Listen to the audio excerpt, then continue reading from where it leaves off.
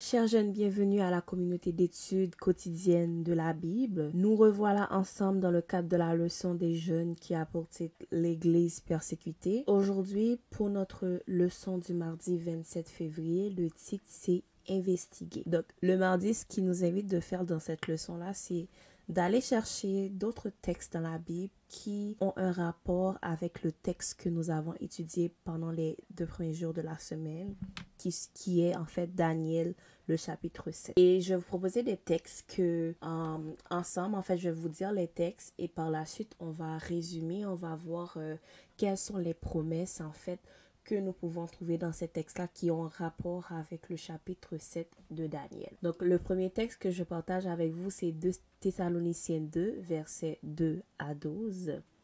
Ensuite, nous avons Apocalypse 7, versets 13 à 17.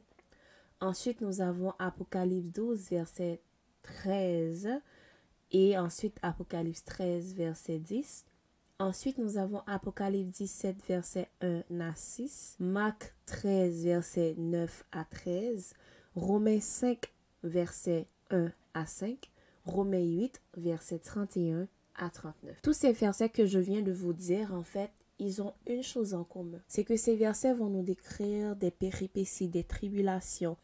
Comment est-ce que les enfants de Dieu seront persécutés? Comment est-ce que ça ira mal? Mais à la fin de tous ces textes-là, en fait, la beauté, ce qui rend ces versets beaux, en fait, c'est que à la fin, nous voyons que Dieu y est présent et que sa grâce va faire en sorte que tout, en fait, ces situations vont disparaître, que les personnes qui croient en lui vont avoir la paix, ils vont remporter la victoire. Donc, cette investigation qu'il nous envoie faire dans ces textes-là, c'est pour nous rappeler que nous-mêmes, en tant que jeunes, quel que soit ce que nous pouvons traverser, les tribulations, comment est-ce que la vie nous malmène, comment est-ce que les persécutions arrivent de toutes parts pour nous provoquer, pour nous faire douter de l'amour de Dieu, de la présence de Dieu.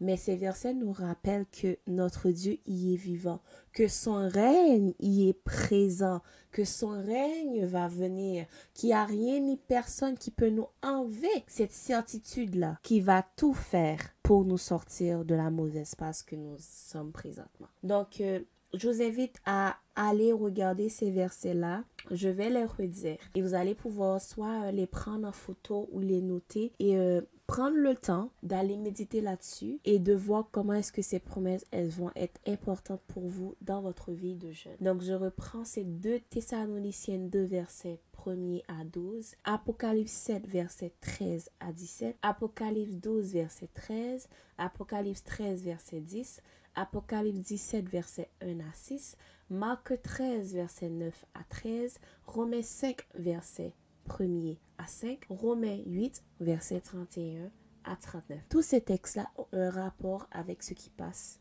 dans Daniel 7, la prophétie de Daniel 7. Donc, nous allons finir par une prière. Tendre Père, merci parce que tu nous montres qu'à travers tous ces versets, nous pouvons avoir confiance en toi et que nous avons la victoire sur les mauvaises situations qui se trouvent dans notre vie.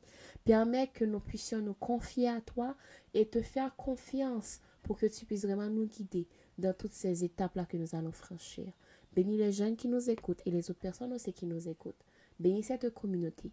Nous te prions au nom de Jésus. Amen. Merci à toi, chers jeunes, et d'avoir écouté, en fait, d'avoir participé avec nous à la communauté d'études quotidiennes de la Bible dans la leçon des jeunes d'aujourd'hui qui nous invitait, en fait, à investiguer. La leçon, c'était l'Église persécutée.